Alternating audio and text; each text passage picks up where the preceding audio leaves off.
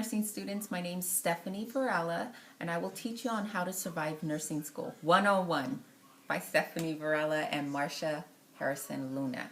So the first thing to do is always read the textbook. Aside from reviewing your lecture notes, always read the textbook prior to the lecture.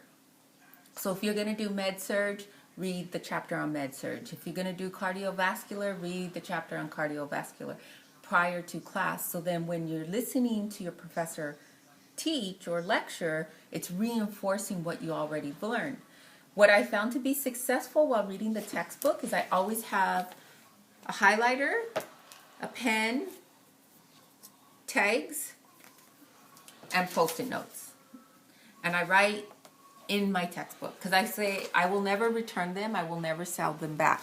So what I do is as I read, I highlight pertinent, relevant information. And I take notes all over my book.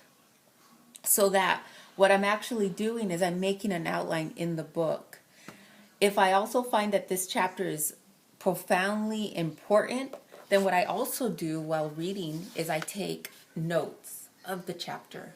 And basically, even if I can't formulate my own idea, I just recopy what was written in the book verbatim. And I'll write the page number so I know that it's not my work, it's someone else's. Once I've completed the chapter, I sit quietly and I kind of think about what the chapter was about. And once I do that, I go to class, because of course you're reading the textbook, the chapter prior to class, and as I listen to the professor, I'm reinforcing what I've already read. And once I'm done listening to the professor's lecture and taking notes while in class, I also immediately review the lecture notes once I leave the class. So as I'm walking to my class, instead of talking to my friends about gossip or Starbucks, I often just review my notes.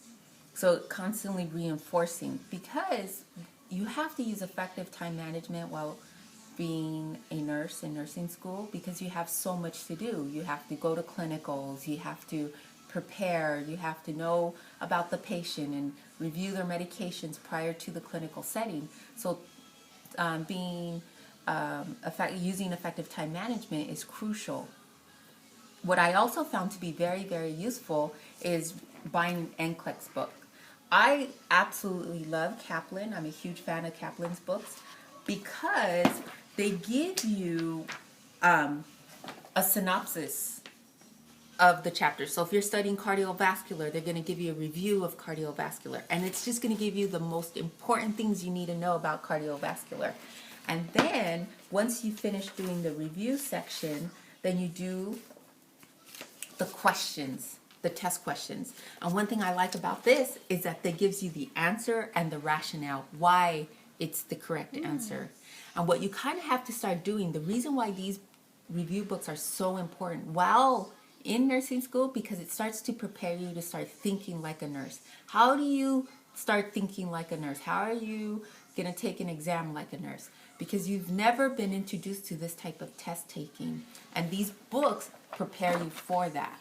So strategy number 1, read the textbook prior to the lecture. Strategy number 2 is as you're reading the textbook, you're highlighting pertinent, relevant. You're making notes in your textbook. You're tagging your books. Then you go to class. You take notes of whatever the professor is saying. If she offers a PowerPoint presentation, you download the PowerPoint presentation prior to class. What I found to be most effective is that once you write it, you know it. Once you write it, you can remember it. That's why when you make daily lists or weekly lists, you kind of say, okay, once I've written it, I will achieve it. And that's basically what note taking is all about. So you're in lecture, you take your professor, take notes on what your professor is saying, and they'll tell you that's important to know. When they say keywords, that is important to know. Write that down, highlight that area, tag it, and say professor said important. So you most likely know she's going to ask something similar to that on the test. Once you leave the class, you're walking to your car, you're going to review your lecture notes quickly. Just kind of like say, oh, okay. And you can actually visualize her saying what she had said by your notes. Kind of say, oh, I remember she made that gesture while she said, you know, what you should know about the kidneys. And then right before you're going to take an exam, you're going to go to that section on the review book, and you're going to say, okay, we're going to do cardiovascular. Let me go to the cardiovascular and read the quick review about what they say about cardiovascular and take the test questions on cardiovascular. So then you can be prepared for your test. So you're already starting to think, okay, these are the kind of questions they're going to ask me. You kind of get into the whole cardiovascular thinking mode. You're thinking cardio, you're thinking left ventricular hypertrophy, you're thinking the patient's on a statin or the patient's on altenolol, beta blocker, and what's important to know about beta blockers with patients who have high blood pressure. So you kind of get into that mode of thinking, so when you're ready to take your test, even though you have test anxiety, you're prepared. Because the more prepared you are, the more likely you'll be successful on your exam. So that's all I'd like to end, and I hope you have a wonderful evening. I hope this lecture has helped you. Thank you. Thank you.